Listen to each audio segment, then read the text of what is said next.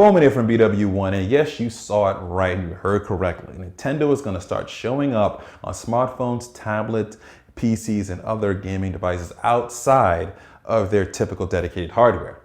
Sort of. So basically what they're going to be doing here is they're going to be actually partnering with a Japanese mobile gaming company called DeNa, or DeNa, I'm not exactly sure how it's pronounced, but basically they're going to be licensing the IPs to them for those games to sort of appear on those different platforms. Now, the key thing here is that the games that are going to appear on these platforms are going to be specific to them. So there's going to be no ports of any games. So if you're hoping that Super Mario World gets ported, a Legend of Zelda: Link to the Past, or some Wii U game gets ported to a smartphone or tablet device, that is not going to happen, which I think it's a good idea that they're not going to be doing that there. They're going to be making games specifically tailored for those specific devices, just with Nintendo's IP on it. So we could see some old franchises, maybe like, a Super Mario RPG style game made for a smartphone and tablet, something that we haven't seen them do a little while.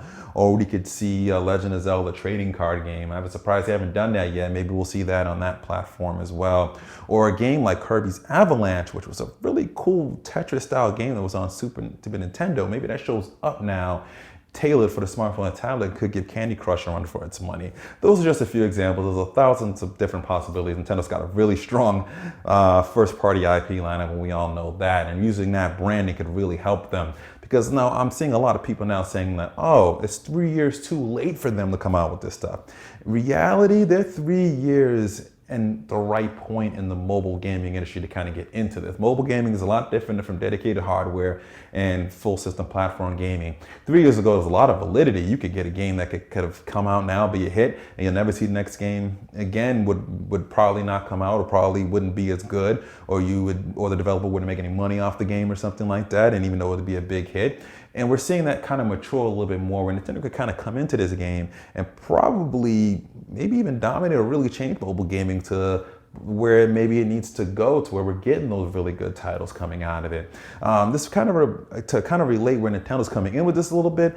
If you think about this for a second, when Android first came out, it was really dominated by Motorola and HTC. They were the ones rolling out a ton of devices, and Samsung had a couple of devices, but we didn't get the first Galaxy S until 2 years after Android sort of came out. They had a couple of mid-range ones. They stepped it up with the specs and experience a little bit, and we see where they are today, where they stepped up, and now they're really dominant. They're the dominant force in the Android platform. So Nintendo could possibly do something like that, but that's just sort of to give a little sort of comparison to there. But let me know what your thoughts are here for doing this. Now, don't worry.